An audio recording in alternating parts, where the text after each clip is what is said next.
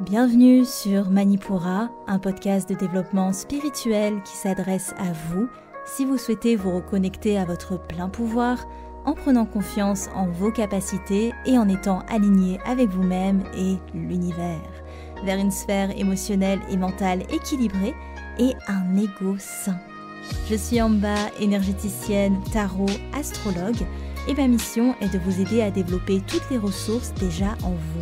À travers des outils comme l'énergétique, l'astrologie et la cartomancie, mon objectif est de vous rendre acteur de votre mieux-être et indépendant sur le chemin de votre spiritualité. Je vous souhaite une excellente écoute. Bonjour à tous, j'espère que vous allez bien. Bienvenue dans ce nouvel épisode du podcast Manipura. Aujourd'hui, on est parti pour un épisode thématique qui est le deuxième de cette nouvelle série qu'on a commencé déjà avec l'épisode 121. C'est une série sur le fameux protocole énergétique. Alors vous avez déjà accessible facilement depuis la description de l'épisode une plateforme où je vous explique ce protocole énergétique de manière pratique.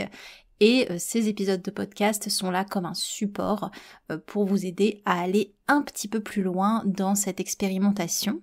Le premier épisode de cette série portait sur l'ancrage et aujourd'hui on va parler de la deuxième étape de ce protocole qui est, et ça je l'apprends aux élèves, quelque chose de modulable. Aujourd'hui et dans ce podcast, je vous donne quelque chose qui est très justement protocolaire pour aider à structurer la pratique de l'énergétique, ce qui est important au début pour ne pas faire n'importe quoi, pour ne pas pratiquer n'importe comment et pour ne pas se fatiguer ou faire des déperditions d'énergie ou mal se protéger, etc., etc.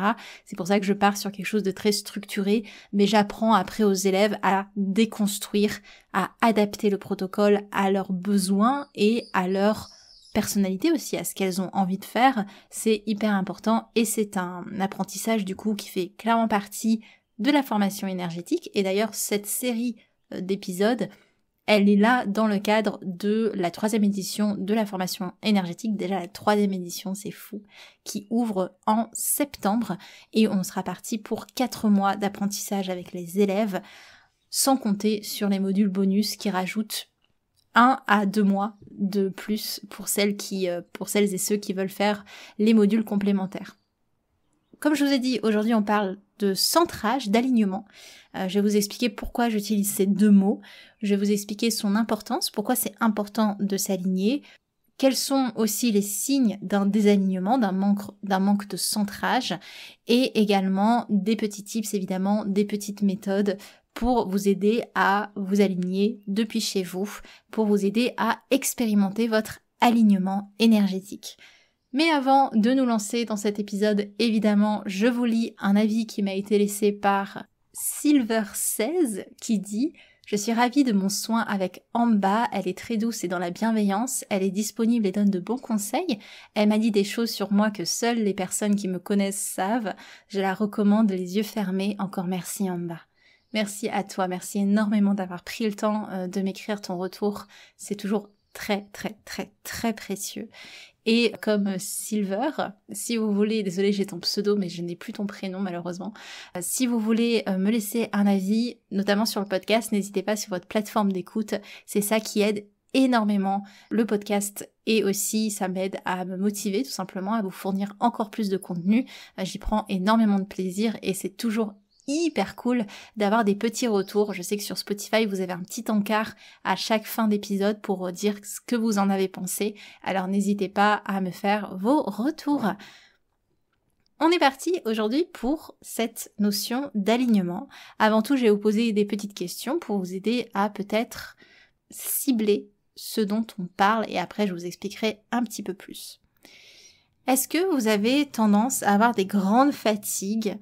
Qu'importe ce que vous faites, bon, il y a sûrement évidemment un terrain médical, hein, peut-être que vous avez déjà des petites choses au niveau des carences, enfin vraiment, vous faites tout ce qu'il faut et pourtant il y a toujours une fatigue qui est là, qui est compliquée et qui est difficile à gérer, un peu inexplicable, un petit peu mouvante, ou alors des difficultés aussi à vous remettre de certaines périodes qui normalement ne devraient pas vous fatiguer tant que ça, des difficultés à revenir à votre état de vitalité. Voilà, c'est vraiment, est-ce que c'est difficile pour vous d'être dans un état de vitalité, même si, médicalement parlant, tout va bien? Est-ce que aussi vous avez souvent l'impression d'être à côté de vous-même, d'être à côté de la plaque, d'être complètement ailleurs, comme si vous étiez à côté de vos pompes? Vraiment, c'est toutes ces expressions, quand on va parler, je vais vous parler du centrage, de l'alignement, ça fait vraiment sens. Aussi, est-ce que vous avez l'impression de ne pas vous habiter, de pas être dans votre réalité, d'être un petit peu en dehors de vous-même? C'est pas encore la même chose. On peut être un peu à côté de la plaque dans notre environnement, mais quand même, on se ressent dans notre corps. Là, c'est vraiment ce côté, j'ai l'impression de pas m'habiter, j'ai l'impression d'être en dehors de moi-même, en dehors de ma réalité, d'être dans ce ressenti-là. Est-ce que vous avez l'impression d'être déconnecté du monde, d'être déconnecté des autres, d'être déconnecté de votre place sur Terre, du fait que vous êtes un être vivant sur cette Terre, parmi d'autres êtres vivants? Est-ce que c'est difficile pour vous de faire cette connexion-là? Est-ce qu'il y a toujours cette impression d'être à part, peut-être séparé? Alors la séparation, c'est pas vraiment lié au centrage et à l'alignement, mais plutôt cette idée de c'est difficile pour vous de trouver votre place dans cet espace. Aussi, est-ce que vous avez des difficultés à vous ancrer? Donc, qu'importe tous les outils qu'on a pu développer dans l'épisode 121, c'est quand même difficile pour vous de vous ancrer.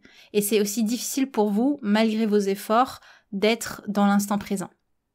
Bon, cette phrase, elle est un petit peu bizarre parce qu'en soi, il faut pas te faire d'efforts pour être dans l'instant présent. Justement, il faut abandonner l'idée d'être dans une action de l'esprit. Enfin bref, c'est une manière de l'exprimer.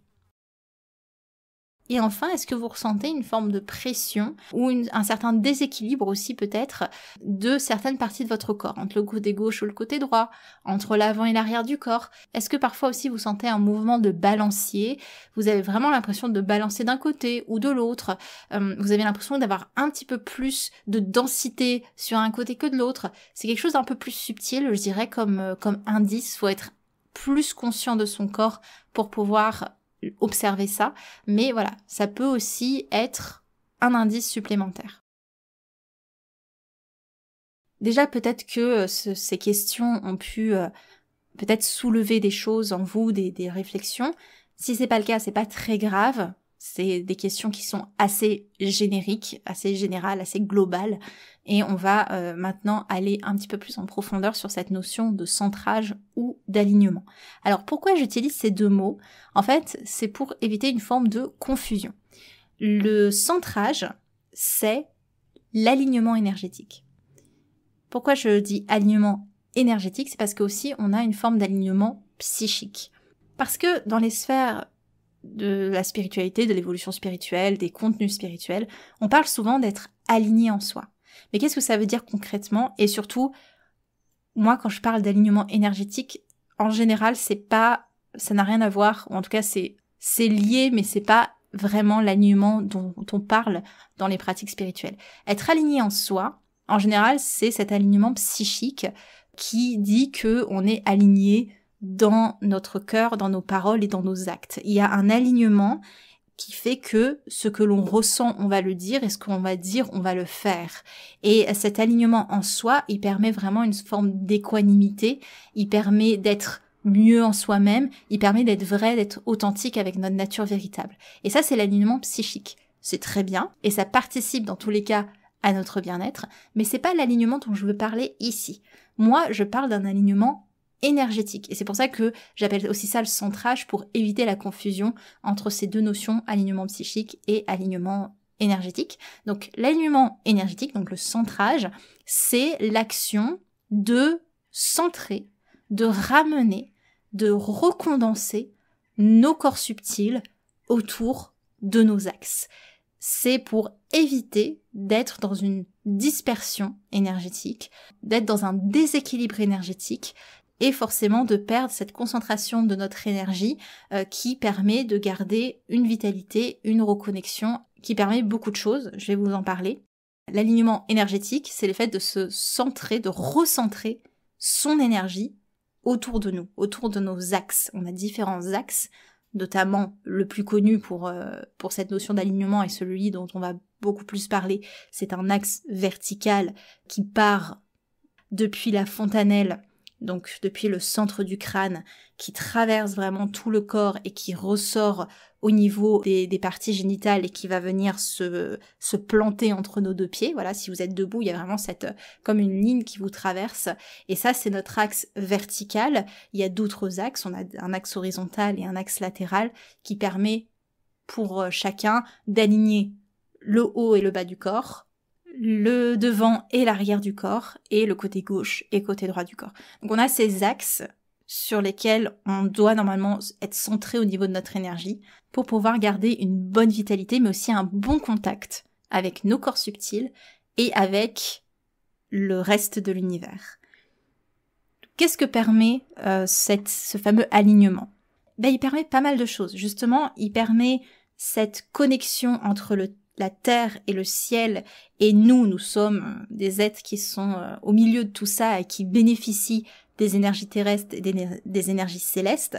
Là où l'ancrage dont on a parlé dans l'épisode 121, il concernait uniquement les énergies telluriques, donc les énergies de la terre, là, l'alignement, il se nourrit et des énergies telluriques, énergie de la terre, et énergie céleste, énergie du ciel, de l'univers. Cet alignement, il permet d'avoir une bonne connexion et du coup de nous sentir à notre place, alignés entre terre et ciel, de nous sentir en paix aussi avec notre incarnation, comme l'ancrage, l'alignement permet de nous sentir plus en paix avec notre incarnation, avec le fait d'être dans un corps, un être spirituel qui expérimente la matière, et aussi cet alignement, il nous refait prendre conscience de notre pouvoir de création, parce qu'on est beaucoup plus en contact avec nos différents corps subtils. Si la notion de corps subtil ne vous dit rien, je vous invite à revenir aux tout premiers épisodes de ce podcast, où j'ai fait toute une série sur chaque corps subtil. Et ce centrage, il permet de réunir, de rassembler, de réaxer nos corps subtils autour de nous, donc d'être dans un meilleur contact, une meilleure appréciation de ces corps subtils et de leur possible déséquilibre. Et aussi, le fait de se réaxer, ça permet, on pourrait dire de manière assez étrange, ça nous permet de nous expanser mieux. J'aime bien cette explication que j'avais d'ailleurs pu faire sur Instagram il y a un moment, la différence entre ouverture et expansion. L'ouverture, c'est cette idée qu'on est vraiment, on est tout ouvert, c'est open bar, tout est ouvert. Mais l'expansion, il y a une présence dans un centre défini, et à partir de ce centre, on expanse. Là où l'ouverture n'a pas de centre, c'est quelque chose d'éclaté. L'expansion, c'est quelque chose qui part d'un point pour s'étendre. Et c'est ça l'alignement. L'alignement, il permet de mieux vous expanser parce que vous êtes centré dans votre centre, justement, dans votre axe. Et quand on essaye de s'expanser, de s'ouvrir au monde, de s'ouvrir à l'expérience humaine ou de s'ouvrir à tout et n'importe quoi, qu'importe, sans être axé, souvent on est dans une déperdition d'énergie où on se perd, où on a du mal à être en soi, on a du mal à revenir en soi. Et comme j'ai pu le dire, on se fatigue plus facilement. Donc de se centrer, ça aide non seulement à avoir une meilleure connexion avec soi-même, avoir une meilleure compréhension, connexion, contact avec nos corps subtils, mais aussi une meilleure connexion, compréhension avec le monde qui nous entoure, de pouvoir évoluer tout en étant dans cette pleine présence en soi. Et forcément, vu qu'on s'habite pleinement, on est plus en paix. Donc ça entretient cet état de paix, d'être paisible à l'intérieur de soi. Ça nous relie énergétiquement aux autres et au monde avec une meilleure connexion, quelque chose de beaucoup plus profond. Et aussi, ça nous permet d'être beaucoup plus productif, si je peux dire, si je peux mettre des guillemets là-dessus, avec notre énergie, parce que, encore une fois, on n'est pas dans cette dispersion, on n'est pas dans cette dissipation, on s'habite avant d'aller étendre notre énergie à autre chose.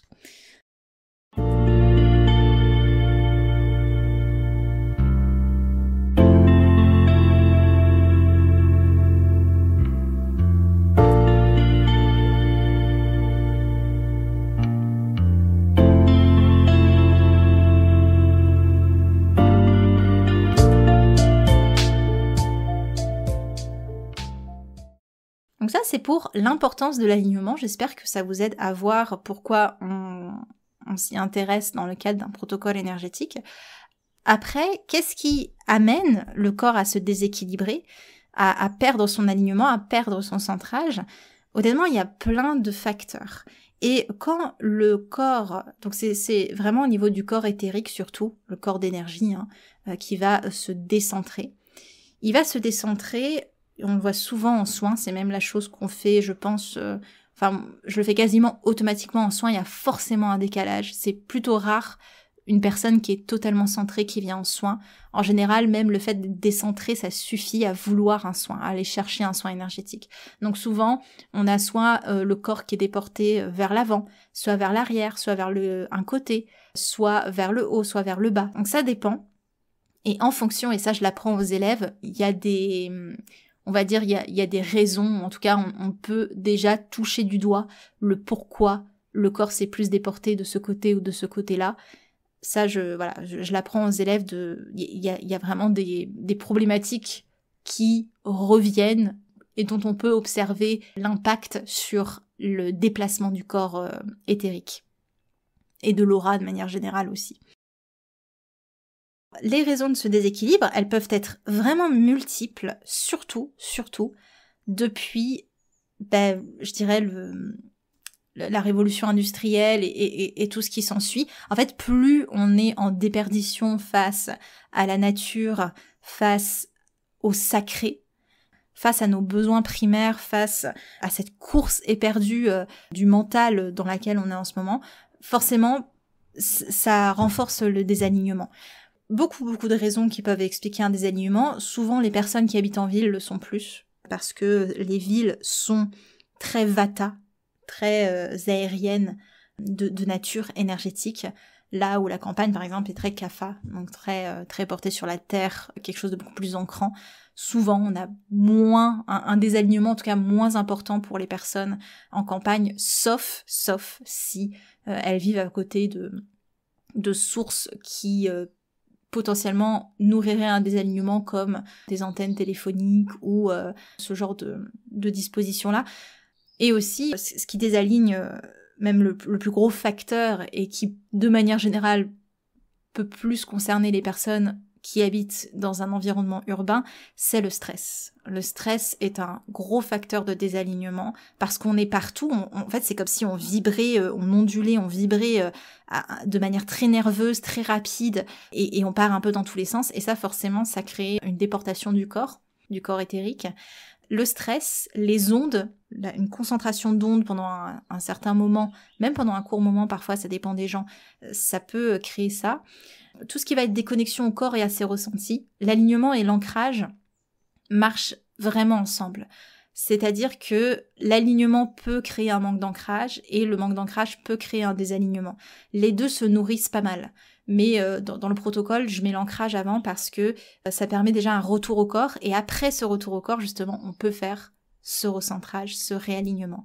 C'est important de revenir au corps pour pouvoir se faire parce que sinon, c'est comme si on essayait de ramener quelque chose autour de rien. Alors que si on s'ancre avant, on va pouvoir créer cet axe à l'intérieur de nous, autour duquel on va pouvoir s'aligner. C'est pas très grave si vous comprenez pas. Je l'explique de manière visuelle dans le programme gratuit qui est à votre disposition dans le lien de la description de l'épisode.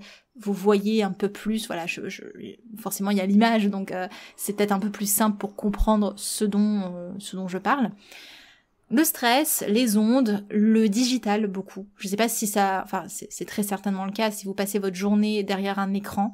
Il y a fort à parier que quand vous vous déconnectez de l'écran, vous avez un peu du mal à revenir à la réalité, vous êtes un petit peu vaseux, vous êtes un petit peu ailleurs, c'est plus difficile de vous y remettre, de revenir à votre corps, et même peut-être que vous allez rechercher l'écran à nouveau. Vraiment, le digital crée ça. Ce qui est une grande source de désalignement, c'est les transports. Le fameux jet lag. Je dis souvent aux élèves que le corps humain n'est pas fait pour voyager à 300 km/h pendant 3 heures. Sur les trains, dans les avions, qu'importe. C'est hyper perturbant pour votre corps de faire, par exemple, moi quand je vais à La Réunion, on a, je crois que un vol long courrier, peut-être les courts courriers aussi, je sais pas, ça va à 800 km/h, peut-être même plus, j'en sais rien. Pendant 11 heures, votre corps est à 800 km/h. Alors évidemment, vous le ressentez pas parce que vous êtes dans la cabine de l'avion, vous le ressentez pas, en tout cas de manière explicite, mais votre énergie, elle le ressent. Et moi, je sais que quand je retourne à La Réunion, par exemple, un des grands signes pour moi, c'est que mon cycle menstruel, il s'inverse complètement. C'est un signe comme un autre, mais le corps, il n'a pas le temps de s'adapter au changement de lieu, au changement de situation, avec autant de rapidité. C'est pas possible. Et forcément, dans les transports, du coup, le corps se déporte souvent en arrière, sous l'effet de la vitesse, ou voilà, il y a un désalignement qui se fait. Les transports, énormément. Et ça, je peux le voir en soins. Je peux le voir en soins si la personne vient de voyager. C'est hyper explicite, ça se voit directement. Il peut y avoir aussi le multitâche et de manière générale, tout ce qui est très très dans le mental pendant très longtemps. Si vous êtes beaucoup dans le mental pendant longtemps, ça a tendance à désaligner. Les sollicitations incessantes, donc dans le fait d'être toujours overbooké ou toujours sursollicité. On est toujours ailleurs, mais on n'est jamais en soi. Ça crée un désalignement. Le manque d'ancrage, ça peut être aussi des excès dans les doshas. Les doshas, c'est les constitutions ayurvédiques, donc c'est vraiment un certain type d'énergie dans votre corps. S'il y a un excès de cette énergie, ça peut créer des désalignements. Il y a aussi les chocs émotionnels, on a du mal à revenir en soi, à se recentrer en soi, etc. Il peut y avoir aussi, comme je vous ai dit, le placement, le lieu dans lequel vous êtes, que ce soit le rapport en géobiologie ou vraiment votre environnement, ce qui vous entoure, etc. Les différences magnétiques de l'environnement. Bref, il peut y avoir beaucoup, beaucoup de choses. Ce qui peut désaligner aussi les astres et la Terre en fonction de leur changement de vibration et du coup leur impact sur nous. Et ces modulations énergétiques, c'est ce qu'on ressent notamment en astrologie, quand on est impacté par une planète, il y a une modulation énergétique qui forcément impacte notre alignement. On va s'aligner d'une autre manière ou d'une certaine manière et ça a une influence directe sur nous. Voilà, c'est quelques raisons de désalignement qui vraiment sont assez communes au final et ce qui explique que c'est assez facile d'être désaligné et c'est pour ça que je vous dis en soins, c'est clairement une des choses que je fais quasiment automatiquement. Il y a toujours une petite déportation, quelque chose comme ça qui traîne, c'est tout à fait normal. Alors, une fois qu'on a vu ça, quels sont les outils pour pouvoir vous réaligner ? Il y a une manière de faire que j'explique dans le protocole, dans le programme gratuit, que je vous fais faire, donc je vous invite réellement, là je vais vous expliquer en très rapidement, mais je vous invite réellement à aller voir, comme ça vous le faites avec moi, et ce sera beaucoup plus simple.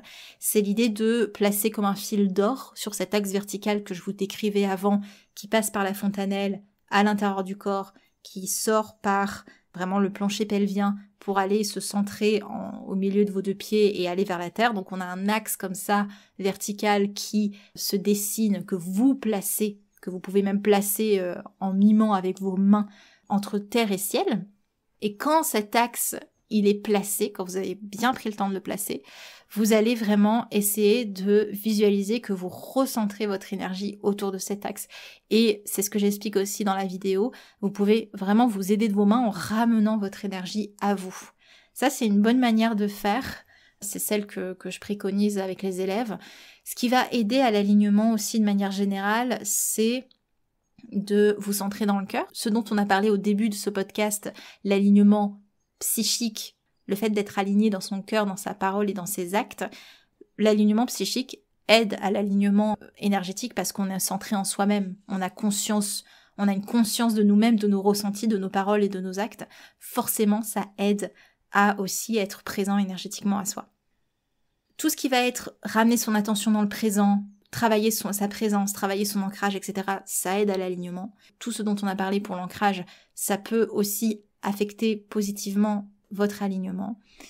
L'harmonisation des chakras, les chakras peuvent être source d'un déséquilibre dans votre alignement. Il y a des chakras, s'ils sont très déséquilibrés, ils peuvent créer une déportation du corps, c'est possible. Les mudras peuvent aider aussi à l'alignement, ça je vous invite à aller voir la vidéo, je vous montre un mudra pour vraiment étendre ce fil. Les mudras, ce sont des gestes de main, tout simplement, qui vont activer une certaine énergie dans le corps. Vous avez aussi des pierres, l'aigle marine, la kunzite, l'opale verte. Moi j'aime beaucoup l'opale verte pour les alignements. Ça c'est bon, je m'étends pas plus là-dessus parce que je suis pas lithothérapeute, mais vous avez des pierres qui aident à ça. Et vous avez aussi tout ce qui va être de faire attention à votre environnement, c'est-à-dire que voilà, forcément s'il y a un jet lag, c'est pas pour vous embêter. Si vous vous sentez déphasé après un voyage, c'est pas parce que voilà, vous êtes un peu trop sensible. Non, c'est parce que votre corps a besoin de se réadapter. Donc soyez à l'écoute de votre corps, ça c'est important. Ça va être aussi de revenir à des choses un peu plus naturelles, un peu plus saines, un peu plus épanouissantes au niveau de l'environnement quand il y a beaucoup de stress, beaucoup de choses qui vous accaparent. Forcément, si vous êtes accaparé par autre chose, vous êtes moins à même d'être centré en vous-même. Et aussi, ce qui peut aider, c'est la régulation de l'ego, d'être dans cet état de faire, F-A-I-R-E, d'être toujours dans le faire, dans l'action, du coup, on n'est jamais vraiment présent à soi-même non plus. Et l'ego aussi, de manière générale, peut, par ses blessures, créer des déportations. Par exemple, vous avez une blessure de mal-aimé parce que vous avez un besoin d'amour qui n'a pas été comblé, et ben automatiquement, vous allez peut-être aller vers l'avant, aller vers les autres pour proposer vos services directement, pour être vraiment dans le don de vous-même. Cette espèce sacrificielle où vous êtes toujours vers l'avant, vers les autres, et bien ça peut créer une déportation du corps éthérique vers l'avant. Le fait que vous êtes toujours vers l'avant, vers l'avant, vers l'avant, mais du coup vous n'êtes jamais un petit peu plus en arrière, en assise en vous-même, et de ramener un peu de votre énergie pour vous, de votre vitalité pour vous. C'est un exemple, mais les déséquilibres de l'ego peuvent créer des désalignements énergétiques. Voilà, j'espère que cet épisode vous a plu. J'ai été rudement efficace, je trouve. Je sais pas ce que vous en pensez. J'espère, parce que sinon ça veut dire que je me fourvoie. Si vous voulez aller plus loin, je vous en ai déjà parlé, le programme gratuit dans la description, mais aussi, évidemment, vous avez la formation énergétique. Comme je vous ai dit, c'est 4 mois où je vous prends de A à Z de je ne connais rien à l'énergétique, j'ai l'impression de ne pas avoir de ressenti, j'ai l'impression que je peux pas le faire, tatati tatata. Ça, je dézingue ces croyances qui sont ok, évidemment. Il y a beaucoup de gens qui les ont, mais qui n'ont pas lieu d'être. Et je vous amène de ça au fait de je peux pratiquer des soins sur moi et sur les autres en toute sécurité et avec des expérimentations concrètes et trop cool. C'est vraiment la transformation de cette formation, de pouvoir pratiquer l'énergétique professionnellement ou même personnellement. J'ai des élèves, j'ai tous les profils, j'ai des élèves qui travaillent maintenant en tant qu'énergéticienne et j'ai d'autres qui font vraiment ça dans le cadre de leur famille, de leurs amis, d'elles-mêmes et ça leur suffit très bien. Ça dépend vraiment des personnes. Je dis elles parce qu'il y a beaucoup de filles encore une fois, mais les hommes sont évidemment les bienvenus. Et mon but dans cette formation, c'est autant d'avoir tout cet aspect très théorique pour apporter la structure, mais aussi l'aspect pratique pour justement se détacher de la théorie, parce que l'énergétique, c'est du ressenti, c'est pas de la connaissance. Et c'est pour ça d'ailleurs que je vous invite à pratiquer une chose aujourd'hui ou à la fin de ce podcast, ou en tout cas vous dire qu'est-ce que vous avez retenu pour pouvoir sortir de cet aspect « je vous ai fait mon monologue » et pouvoir en tirer concrètement une chose ou pouvoir pratiquer une chose à la fin de cet épisode. Je vous remercie de votre écoute. Si vous voulez des informations sur la formation énergétique, ça se trouve dans le lien de la description de l'épisode. Vous avez la liste d'attente qui ne vous engage à rien, si ce n'est que pour moi de savoir qui est intéressé, de jauger un petit peu, de me faire une idée, parce que les places sont évidemment limitées, vu que je m'occupe de vous de A à Z, je suis vraiment très présente. C'est hyper important pour moi de suivre votre processus parce que on en parlera, j'ai un épisode qui sort là-dessus sur le retour des élèves pour la 2e édition de la formation. C'est non seulement un apprentissage pour vous, mais c'est aussi une grosse évolution dans votre énergie et il faut que je sois là pour vous accompagner. Même je crée un sas pour ça, énergétiquement. Donc je peux pas avoir trop de gens, c'est impossible. C'est vraiment une expérience qui se fait avec un groupe. Autant individuellement, il y a beaucoup de choses qui bougent et autant avec la force du groupe, c'est juste incroyable. Moi, je suis quelqu'un d'assez solitaire à la base et de voir l'impact du groupe, comment ça a transformé et comment ça a aidé les élèves dans la formation, c'est oufissime et c'est une très belle leçon de vie pour moi aussi. Je vous en parlerai plus en détail dans cet épisode rétrospectif de la 2e édition qui s'est tenue de la formation.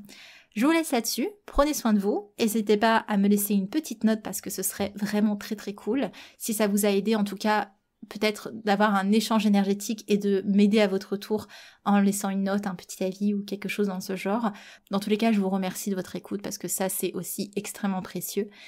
C'était Amba de Manipura. À l'épisode prochain. Merci. Manipura, c'est déjà terminé pour aujourd'hui. Je vous remercie de votre écoute et si cela vous a plu, n'hésitez pas à partager ou à laisser un avis sur votre plateforme d'écoute. Pour continuer vos explorations, vous pouvez accéder gratuitement au contenu Manipura sur la newsletter, les réseaux sociaux ou le site internet en cliquant sur le lien dans la description de l'épisode. Quant à moi, je vous dis à la prochaine et surtout, prenez bien soin de vous.